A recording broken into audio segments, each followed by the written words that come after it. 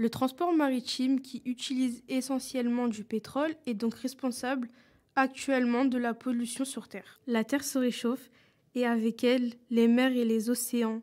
La classe a réfléchi à des solutions. Première idée, ajouter des filtres à air sur les échappements de navires afin de réduire la quantité de particules fines envoyées dans l'air.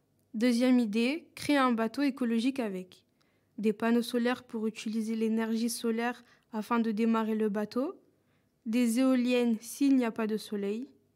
L'éthanol peut servir pour démarrer le bateau s'il n'y a pas de vent ou de soleil.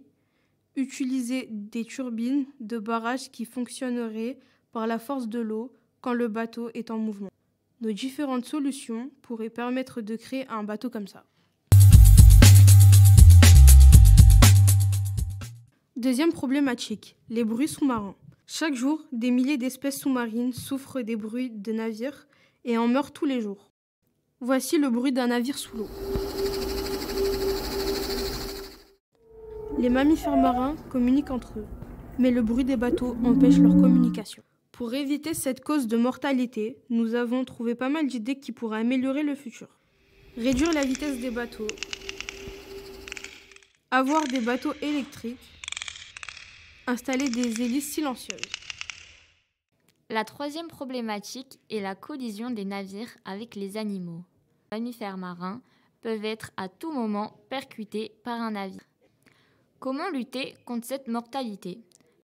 On pourrait imaginer que les radars des bateaux puissent identifier les mammifères marins.